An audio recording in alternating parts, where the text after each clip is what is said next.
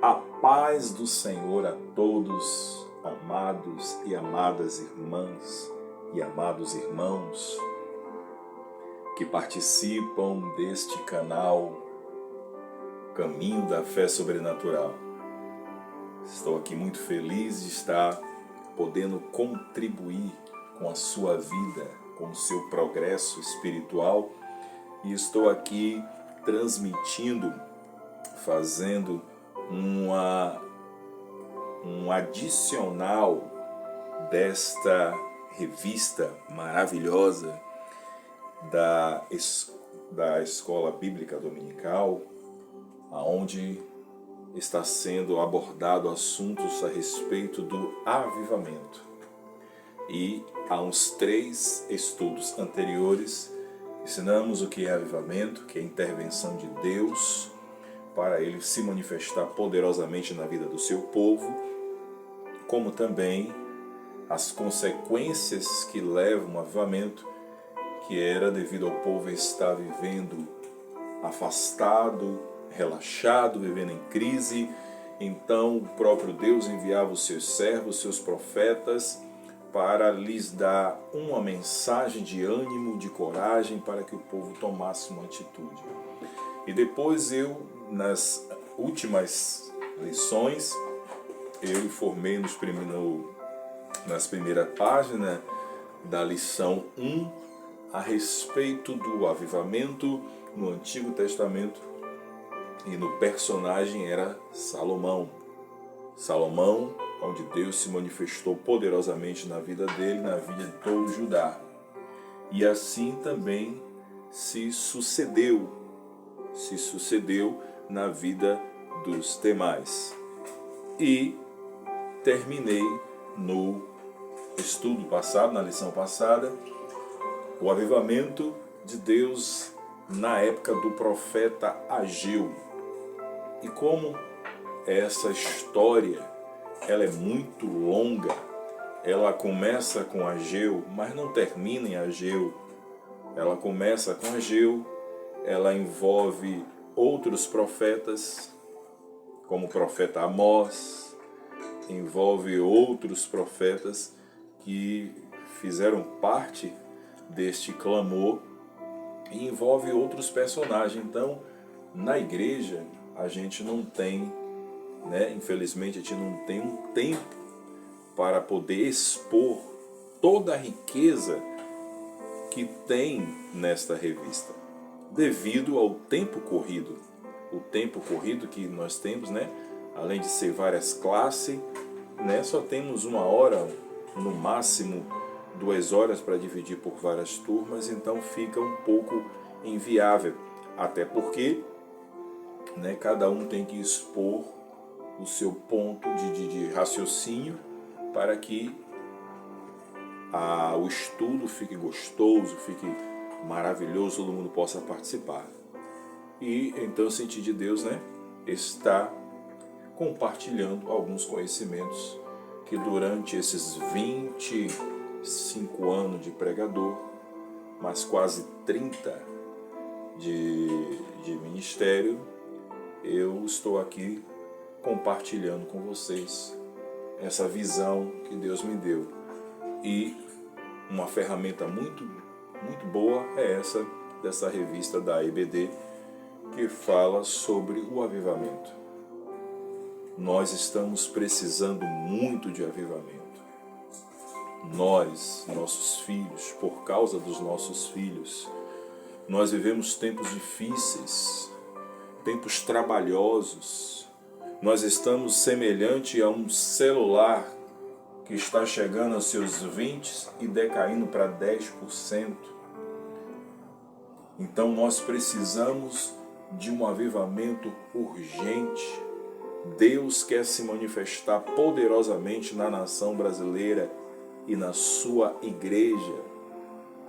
Por isso que Ele tem usado os seus servos para falar sobre avivamento, usado o escritor para fazer essa revista, para mover a sua igreja em todo o Brasil a respeito deste avivamento. Então eu estaria aqui dando a minha contribuição. Gente, eu antes de expressar a lição 2, que é a lição que fala do avivamento no Antigo Testamento, na lição anterior, eu parei no mover de Deus ali na época de Ageu, mas ainda não terminou não. Houve muitas coisas depois disso, mas eu queria dizer a respeito do que eu estava assistindo hoje. Fiquei muito triste, mas ao mesmo tempo sabendo que faz parte das Escrituras. A falta desse avivamento corrói a igreja. Eu estava vendo que nós precisamos, minha gente, de um avivamento, não só por causa de nós, por causa da próxima geração. Eu mesmo tenho uma filha criança e uma outra pré-adolescente. Nesse ano de 2023, a minha filha tem 12 e a menor tem 9 anos. E quando eu vejo que hoje se assiste, se coloca no YouTube, você vê filhos e filhas de grandes homens e mulheres de Deus que foram criados em berço de ouro, que tiveram tudo do bom e do melhor, não passaram por tribulações, não enfrentaram dificuldades porque os seus pais já tinham enfrentado e deram de tudo do bom e do melhor para eles. Eles já foram usados por Deus mesmo criança. E hoje, minha gente, isso não é uma crítica, viu? É só um alerta para mim e para você que está aí. Não é uma crítica. Quem sou eu? Todos nós estamos passíveis de cair nessa.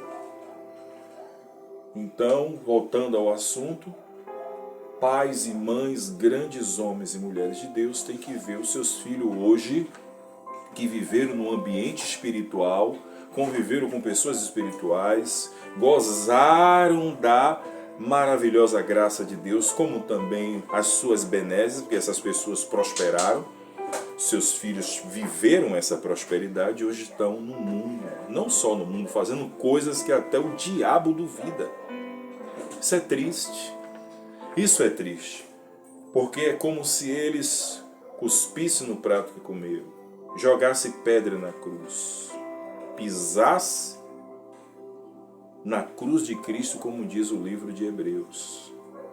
Então eu tenho que ver essas coisas e saber o quanto eu e minha casa precisa de um grande avivamento. Eu fui muito tocado por isso. Eu não quero ver as minhas filhas, que desde que nasceram foram criadas na igreja, procurei ter um bom testemunho, procurei andar aos pés do Senhor até hoje, e quando elas fizerem seus 17, 18 anos, que achar que está sobre si, querer se desviar da face do Senhor. Fora os outros que, além de se desviar, mudam de sexo, muda de personalidade, muda de característica e ainda, além de blasfemar, ainda luta contra o corpo de Cristo.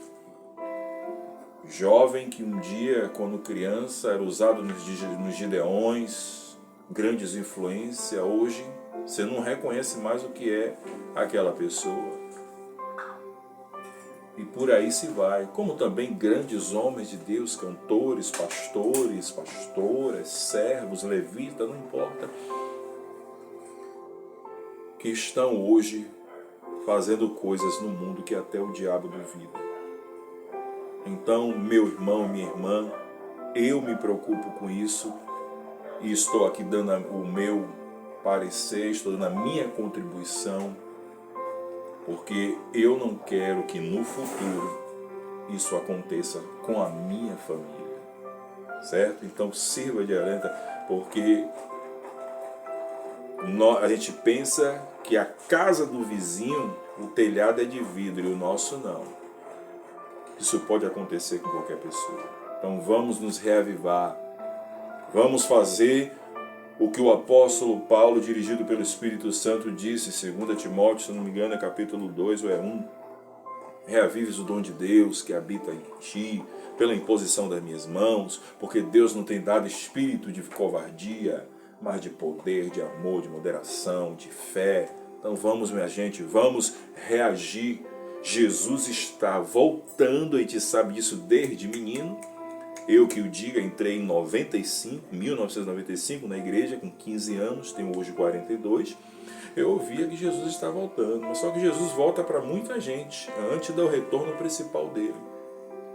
Vamos estar preparados, estar de pé para não cair, como diz o apóstolo Paulo no livro de Coríntios. Então esse estudo, nós iremos agora para Vamos agora para a lição 2, Antigo Testamento, avivamento no Antigo Testamento, na página 14, que fala do chamado de Neemias. Eu acredito que eu não vou ter tempo para dizer tudo, vou transformar essa lição na parte A e na parte B, tá certo? Então vamos lá. No antigo lição que eu dei, falei que o profeta Ageu chamou o povo, vamos subir ao monte, vamos colher madeira, vocês aí abandonem sua vida boa, seus afazeres, seu relaxamento, e vamos construir a casa do Senhor, porque Deus disse, minha prata, meu ouro, vamos construir a casa, vamos levantar o altar do Senhor, vamos nos preparar para o lugar de adoração. E Deus disse que faria céus e terra se abalar, e Ele iria se manifestar se aquele povo obedecesse à voz de Deus por boca do profeta Ageu. E assim fez.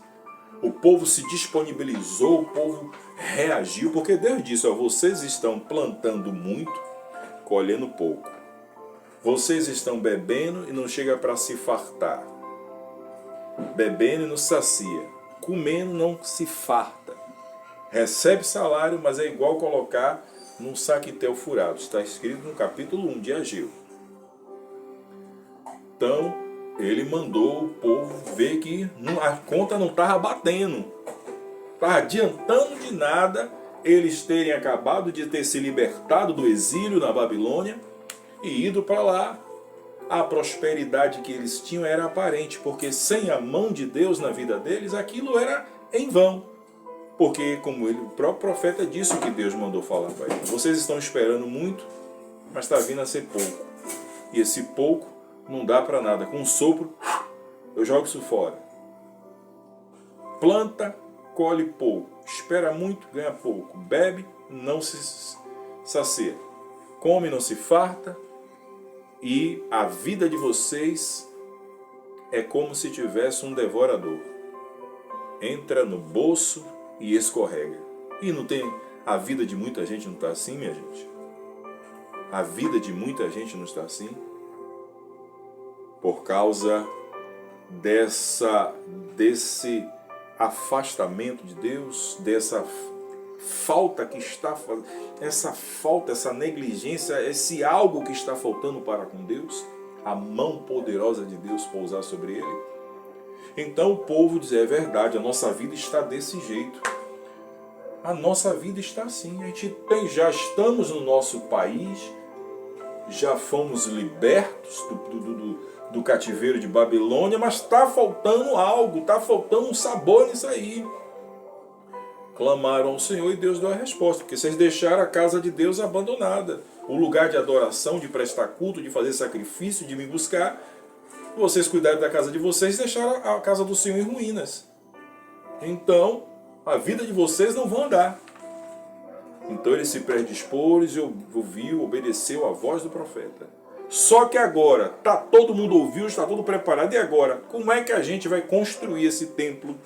Como é que a gente vai construir os muros? Porque os muros estavam em ruínas. As portas estavam queimadas pelo fogo. O que significa? Que qualquer um entrava e saía e fazia o que quisesse dentro daquela cidade. O povo santo estava ali, mas o local estava vulnerável para toda espécie de gente ruim que morava ali na cidade próxima de Samaria. Povos ainda que pertencia ao antigo imperador, o rei da Assíria, que ao levar cativo para a Síria as 10 tribos de Israel, para ocupar aquele lugar, porque os chacais, os bichos cresceram ali. Então o que é que eles fizeram? Mandaram pessoas de lá, da Síria, morar ali. Fizeram deles governadores por sua terra aí. Por isso que na época do Novo Testamento, na época de Jesus, os samaritanos não se batiam com os judeus, porque era uma mistura de povos israelitas com povos arábios, povos que foram levados para ali para colonizar aquele lugar.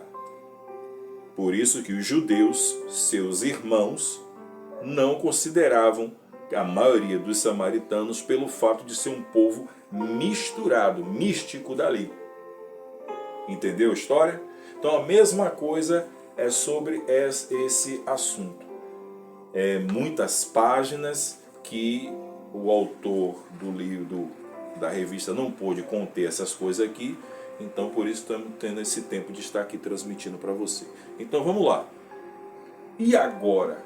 O que é que a gente faz? A gente não tem autorização. Deus mandou, mas se a gente for fazer, esses povos que estão aqui vigiando a gente vão e têm autoridade para conspirar e acabar com as nossas vidas. Inclusive, um dos governantes dali, daquela região, era Sambalá, Tobias, esqueci o nome do outro. Então, o que é que a gente vai fazer? Vamos clamar ao Senhor. Eles clamaram ao Senhor.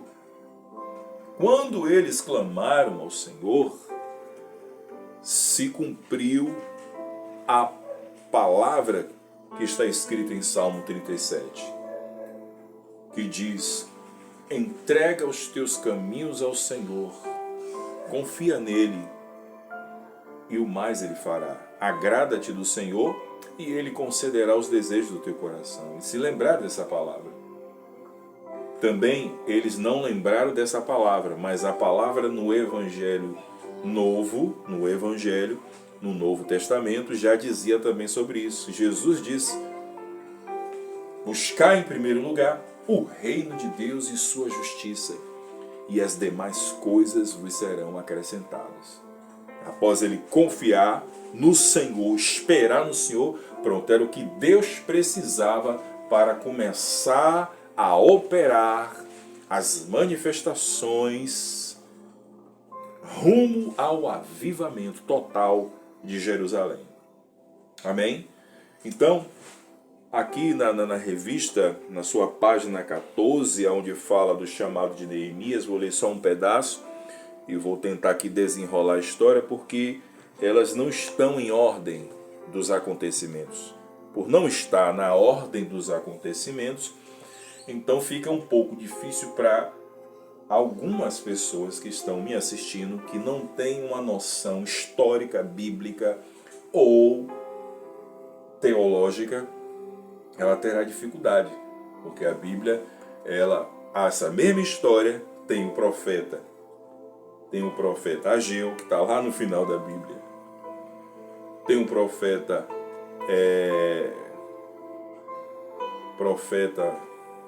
como é, meu Deus, esqueci. Tem também ali a época de Esther, que é quase tudo da mesma época. Antes um pouco tem a história do profeta Jeremias. Tem lá Malaquias. Então, os livros estão desordenados, não estão em ordem. Então você precisará de ter uma base teológica, né, e uma base histórica para poder saber esses fatos. Então, por isso que eu estou aqui arrumando esse quebra-cabeça, certo? Então, como aqui diz, logo assim diz assim: Você pode ver na revista, página 14, né? O segundo tópico, que chama assim, a confissão de pecados e retornos à palavra de Deus. Achava na função de copeiro do rei Astarcheste da Pérsia, quando foi informado da miséria em que a cidade de Jerusalém se encontrava. Apesar de o templo estar reconstruído, os muros da cidade estavam fendidos, suas portas queimadas ao fogo. E Neemias orou durante 4 meses com grande lamentação. Está escrito em Neemias capítulo 1 em diante. Então, mas houve cenas antes disso aqui. Eu falei aqui para você ver que eu estou tendo base na revista.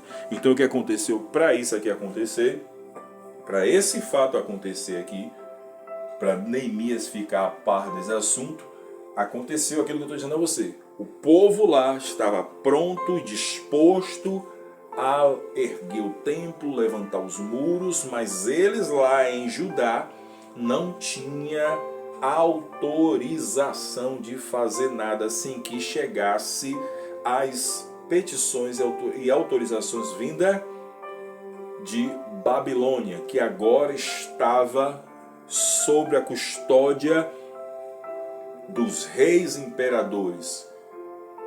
Um deles era Ciro, que comandava desde Babilônia até ali a Índia, até a província da Etiópia.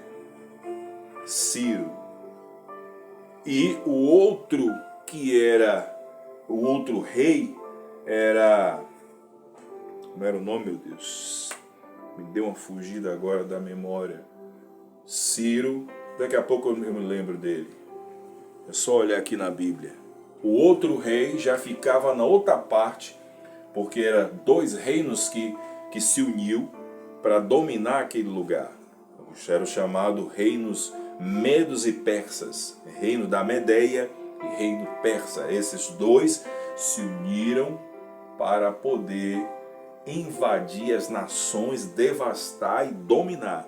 Só o rei Ciro ali dominava 124 províncias. Então a coisa era muito forte, era muito poder. Mas tudo isso com a permissão de Deus. Tá vendo? Me lembrei? Rei Dario. Rei Dario. Então vamos lá. Capítulo 1 de Neemias diz o seguinte: que quando eles clamaram, buscaram, então Deus começou a criar uma situação, e essa situação foi que os homens foram para a província de Suzã. Essa província de Suzã é onde estava esse rei chamado Artaxerxes. Ao mesmo tempo ele tinha o nome de Assuero. Rei Assuero ou Artaxerxes, né? Eram nomes que eles recebiam de sua suprema autoridade. Como na época do Império Romano existia o Tibério. Na época de Jesus ele tinha um nome de Tibério, mas ele era Tibério César. O antecessor do Tibério era Augusto César, né? E vários outros que passaram a receber esse nome. Como, vamos dizer hoje, um Papa, a gente chama ele de Papa fulano de tal, sendo que o nome dele não é aquele. Papa Francisco, o nome dele não é Francisco. Ali é o nome de título de autoridade máxima da religião, baseado em alguém que eles recebem ali para estar dominando o lugar. Mas o nome dele não é esse, não é verdade? João Paulo II, Karol Wojtyla, o outro lá, o alemão, que também tinha um nome, mas não era. Então, deu para entender? Assim, nessa época, neste lugar, quem comandava era o rei Artaxerxes ou Assuero, é o mesmo. Vamos lá. Capítulo 1 diz que ele, após orar, Deus criou uma situação e eles foram lá para Suzã. E ao chegar lá em Suzã, existia o Neemias, como a gente viu na revista, que era copeiro do rei. copeiro do rei, era um bom servo, Deus se apresentava para ele, Deus era com ele, ele tinha comunhão com Deus. Então eu vou adiantar por causa do tempo. Vamos lá. Capítulo 1, verso 1. As palavras, Neemias capítulo 1. As palavras de Neemias, filho de Acalias, no mês de Quisleu, no ano 20º, estando eu na cidade de Suzã, veio Anani, um dos meus irmãos, com alguns de Judá. Então lhes perguntei pelos judeus que escaparam e que não foram levados para o exílio e acerca de Jerusalém. E eles me disseram: o restante que não foram levados para o exílio e se acham lá na província estão em grande miséria e desprezo. Os muros de Jerusalém estão derrubados, as suas portas estão queimadas. Tendo eu ouvido essas palavras, me assentei e chorei, lamentei por alguns dias e estive jejuando e orando perante o Senhor dos céus. Tá vendo? Aqui logo no capítulo 1, quando Neemias, que estava ali servindo ao rei, estava vivendo na boa, estava muito bem, obrigado, mas quando ele viu que os seus irmãos saíram de lá de Judá e foram para fazer algo lá na província de Babilônia, lá na região de Suzã, ele perguntou, ele se preocupou: como é que tá meus irmãos lá? E a cidade? Isso eu vou explicar nos próximos estudos, o que vai acontecer. Quando ele soube que o seu povo estava na miséria, os seus muros quebrados, ele foi e se voltou para o Senhor. Então ali mostra que enquanto o povo estava lá em Judá clamando, Deus usou o profeta lá para poder alertar o povo a se mobilizar, porque já está criando um trajeto pré-avivamento, porque é assim que Deus faz. Quando nós nos predispomos a fazer a vontade do Senhor, a obedecer a sua voz, a praticar a sua palavra, e a gente se expõe à oração, ao clamor, ao jejum, então o Senhor prepara o seu propósito para as nossas vidas. Capítulo 2, porque o capítulo 1 é muito comprido, é ele orando, pedindo perdão por ele, perdão pelo povo, começou a clamar. O capítulo 2 já fala de um período que se passou de bastante oração que Neemias fez e preparando um momento para Deus fazer a obra, não sabendo ele que Deus já tinha um projeto. E ele começou a clamar pelo povo, fez confissão de pecados por ele, confissão de pecados pelo povo. E aí ele foi até o rei com o objetivo de ter autorização para ir ajudar os seus irmãos. O capítulo 2 diz: quando ele chegou para servir o rei observou que ele estava com um semblante triste, abatido. Ele sempre serviu o rei com alegria, porque estava daquele jeito. Então ele perguntou: o que está acontecendo com você? Você está com esse semblante triste, não é assim? E Neemias disse: é porque estou em profunda amargura, porque a cidade dos meus pais, que meus pais foram enterrados, está em ruínas, suas muralhas estão em ruínas, suas portas estão queimadas, a cidade está devastada. Então o rei disse: o que é que eu posso fazer por você então? Então Neemias, já tinha parado o seu tempo de orar, já tinha pedido a Deus estratégia. Deus tocou o coração do rei. E aí ele perguntou, ele disse: eu preciso que o Senhor me autorize a ir lá ajudar a construir a cidade. Eu preciso que o Senhor me dê condições de eu ir para aquele lugar construir lá, porque senão eles vão perecer, vão se perder. Eu preciso dessa autorização. Quantos meses? Tantos meses. Então aí ele obteve o favor de Deus. Ele obteve o favor de Deus. Então Deus foi favorável ao que um homem compadecido com a nação orou.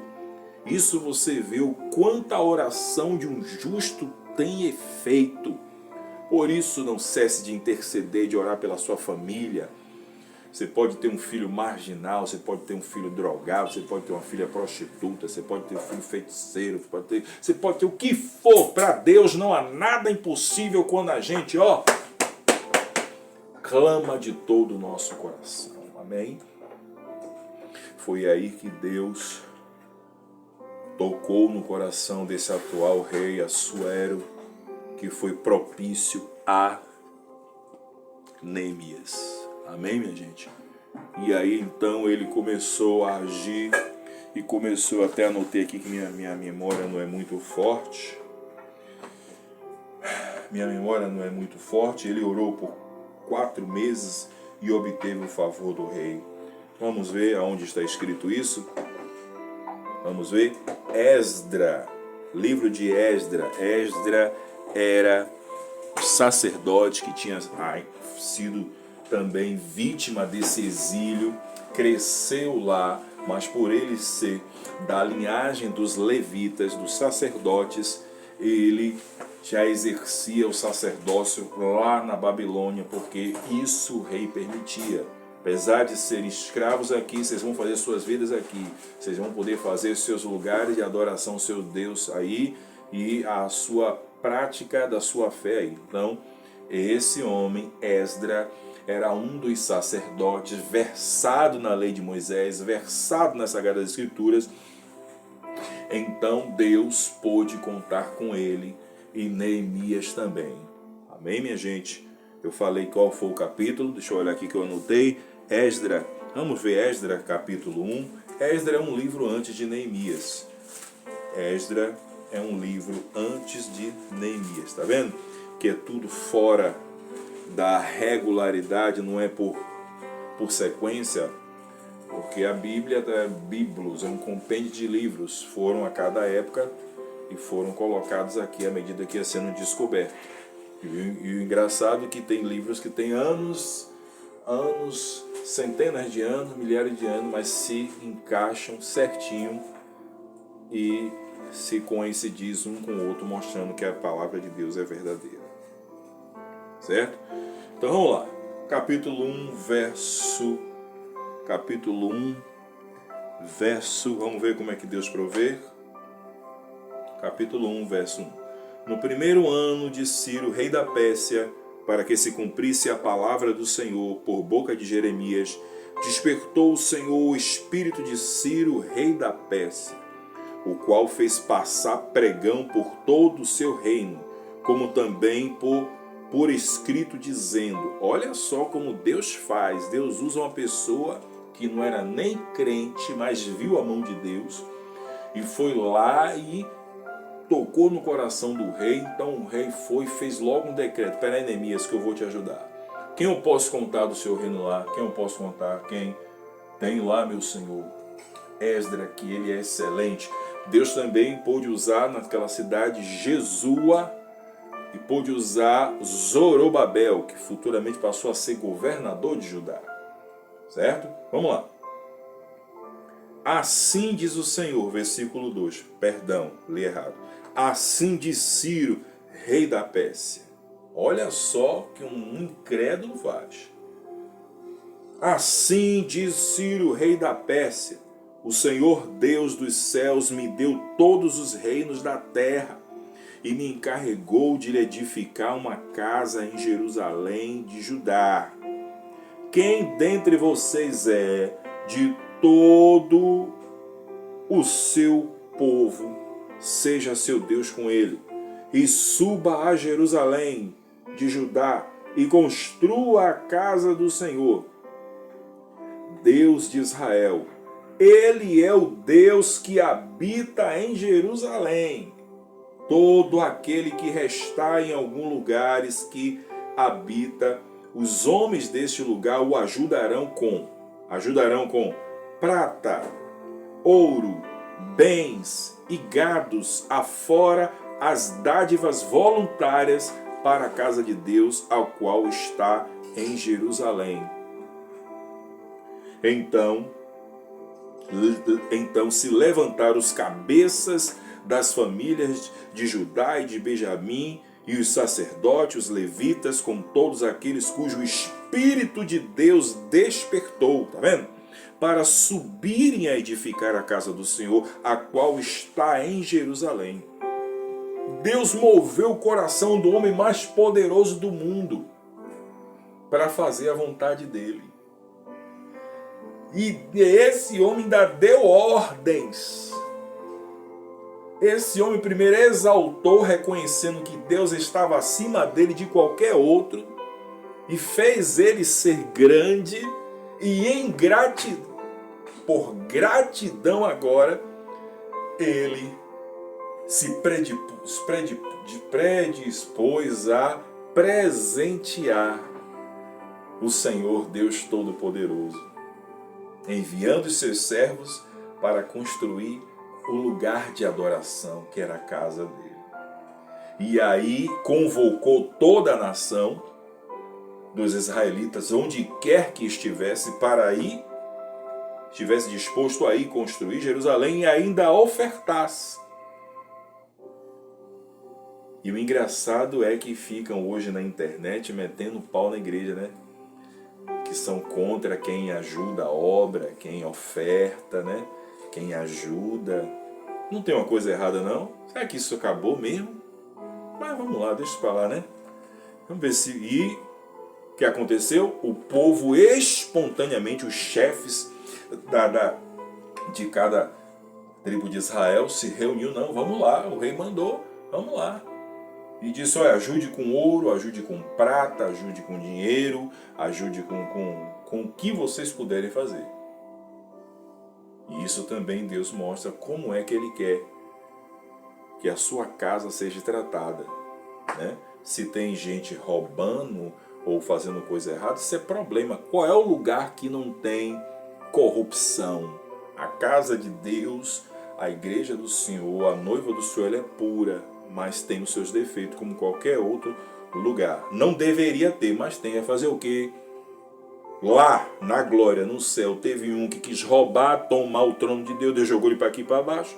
Imagine esse lugar que o homem está suscetível a erro. Então, não caia nessas armadilhas que fica dizendo, não vá para a igreja por causa de dinheiro, por causa disso, por causa daquilo. Eu aqui, Kleber, não ganho nada com isso. Não ganho salário, não ganho nada com isso, mas eu vou pelo que é certo. Você tem predisposição em fazer algo para a obra de Deus, é de coração, como o apóstolo Paulo diz, 1 Coríntios, capítulo 9, contribui, versículo 6 em diante, do todo o seu coração, não por tristeza nem por necessidade, Deus ama quem dá com alegria. Então, estou usando aqui essa passagem, usando esta lição também para fazer um alerta. Não caia nessa de gente que quer desviar você de um propósito de Deus, porque Deus ama quem dá com alegria.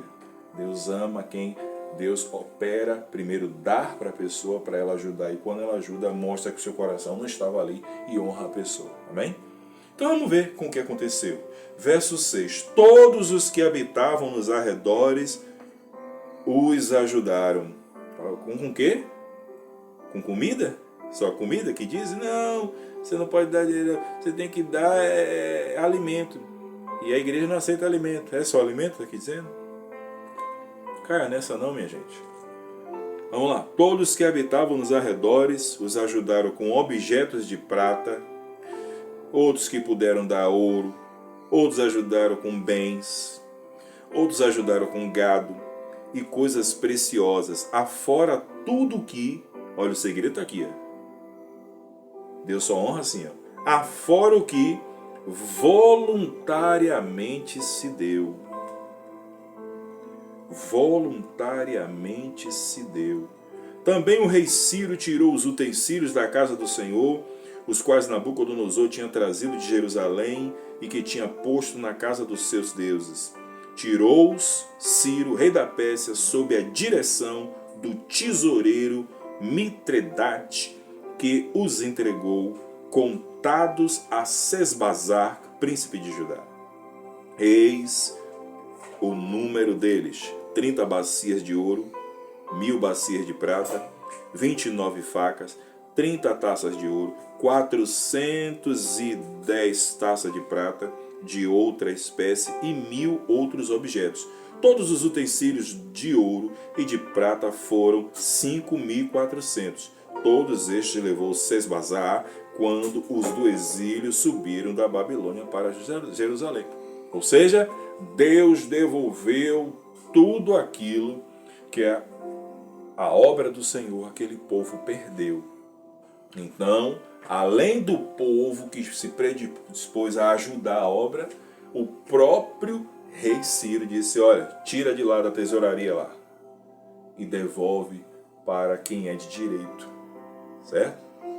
Então aí você vê que Deus já começou favorável a o povo de Judá por causa de uma atitude que tomou lá, que eu já ensinei na lição passada, que eles se predisporam, ficaram dispostos, subiu ao monte, colheram madeira, colheram todo o material, aquilo que podia, como também suas ferramentas, largaram sua vida cotidiana, sua correria, estava na correria, mas via na miséria, como aqui está dizendo.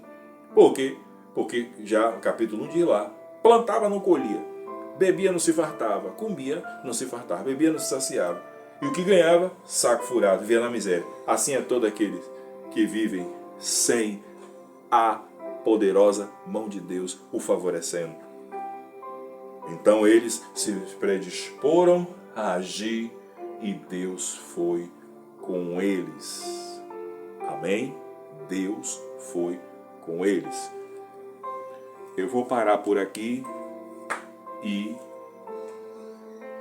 vou começar novamente por causa do horário, tá certo? Foi aqui a lição 2.